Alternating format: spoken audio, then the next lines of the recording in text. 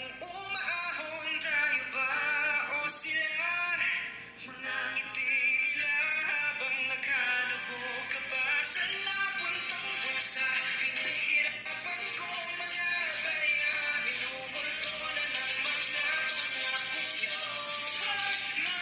Parang ang hirap na ng buhay ngayon sa ating panahon. Nagmamahal na ang lahat kaya't maraming nabaon sa kahirapan. Ito na ba ang ating kapalaran? May pinunong pabaya sa ating mga kababayan. Hindi nila makita kung sino ang salarin kasi hindi nila magawang humarap sa salamin. Bakit ganito? Bakit ganyan? Maraming nakaligtaan, marami ang mga pangako. Hindi nila na-aksyonan, paulit-ulit na nangako. Kahit na napapako, tinatapalan ng pera para malimatago. Bakit ba naman ganito ang nangyayari sa Pinas? Paulit-ulit na problema pero di pa malutas hanggang saan ito matatapos. Mangungut na gumako sa lapi sa salapi. Ang patuloy na umaagos na sa pawalan ng pera. Ang takot nila sa Diyos, isang utos sa 10 utos ang binila masunod.